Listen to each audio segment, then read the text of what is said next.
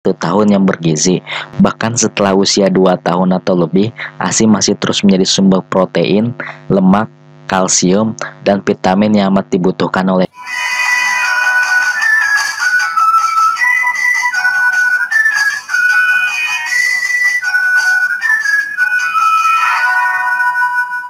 Menyapih anak menjadi saat-saat yang sangat emosional, tidak hanya untuk anak tetapi juga bagi bunda. Menurut ajaran WHO dan Ikatan Dokter Indonesia atau IDAI menganjurkan agar para bunda menyusui hingga usia 2 tahun. Namun sesungguhnya menyusui dapat terus dilanjutkan selama bunda dan anaknya sama-sama berkeinginan. Jika hal ini dilakukan secara terus-menerus, apakah mempunyai dampak yang akan ditimbulkan oleh bunda dan anaknya? Dr. Devia dari salah satu rumah sakit terkemuka di Jakarta mengatakan menyapih anak memang idealnya dilakukan saat si kecil berusia 2 tahun. Hal ini dikarenakan fase oral akan berakhir saat anak berusia 2 tahun atau memasuki usia 3 tahun. Kalau dilanjutkan terus, gizi dan ASI juga tidak bisa mencukupi kebutuhan sehari-hari si kecil. Ditambah bisa mempengaruhi psikologisnya juga, ujar Dr. Devia. Jika si kecil masih disusui bundanya hingga usia 4 tahun, bisa menyebabkan si kecil tidak percaya diri, sulit mengambil keputusan, tidak mandiri kelak karena masih bergantung pada bundanya, sambungnya. Berangkat dari alasan tersebut, Dr. Devia mengatakan agar semua ibu berupaya menyapih anak saat usianya sudah menginjak 2 tahun. Proses menyapihnya pun umumnya hanya berlangsung selama 3 sampai dengan 7 hari. Setelah melewati hari yang berat tersebut, si kecil akan hidup seperti biasa kembali. Di dalam kandungan ASI memang mengandung beragam gizi yang dibutuhkan si kecil. Namun jika si kecil sudah berusia lebih dari 2 tahun, ASI saja tidak cukup untuk memenuhi kebutuhan gizinya sehari-hari. Gizi dari ASI saja tidak dapat mencukupi kebutuhan anak yang telah berusia 2 tahun atau lebih, tutur Dr. Devia. Berbeda kalau anak masih di bawah 2 tahun, kapasitas lambung mereka juga tidak sebesar anak usia 2 tahun atau 4 tahun. Jadi untuk anak di bawah usia 2 tahun, makanan yang dikonsumsi jumlahnya terbatas dan kandungan ASI masih bisa mencukupi kebutuhan gizinya, pungkasnya.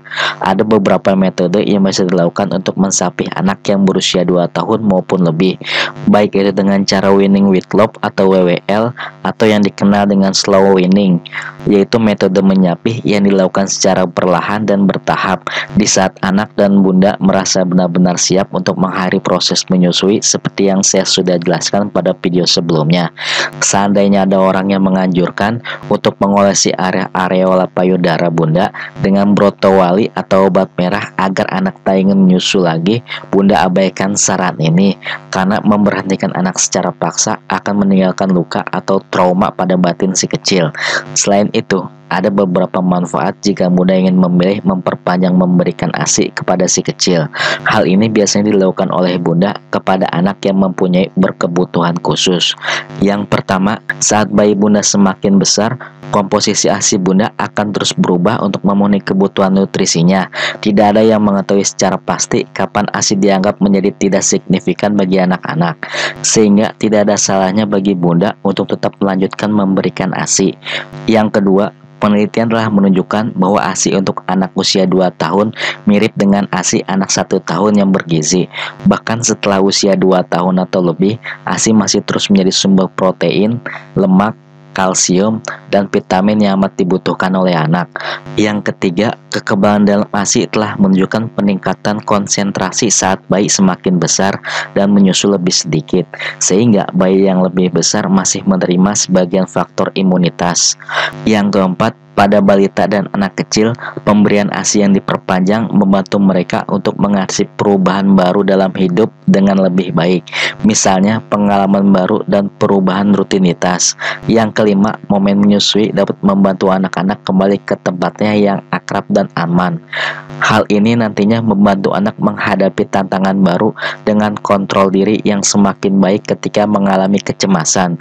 Yang keenam, ketika anak sakit, ASI memberikan kekebalan kesehatan dan mengisi nutrisi walau tidak sepenuhnya saat nafsu makan anak menurun, karena ASI lebih mudah dicerna dan diserap oleh tubuh manusia. Menyusui anak lebih dari setahun juga bermanfaat bagi para bunda. Menurut penelitian kesehatan menunjukkan bahwa hal tersebut mengurangi resiko penyakit tertentu seperti kanker payudara, kanker ovarium, tekanan darah tinggi, penyakit jantung, dan diabetes. Dengan kata lain, semakin lama proses menyusui berlanjut, maka semakin baik kesehatan bunda. Namun, walaupun demikian, meski telah mengetahui manfaat pemberian ASI yang diperpanjang, ada saatnya bunda harus memberhentikan ASI si kecil. Mungkin itu saja penjelasan mengenai anak yang 2 tahun yang masih diberikan ASI dan manfaat memperpanjang pemberian ASI. Semoga informasi ini bermanfaat untuk Anda semua. Jangan lupa untuk like, share, dan subscribe channel ini untuk mendapatkan notifikasi video terbaru dari saya. Terima kasih.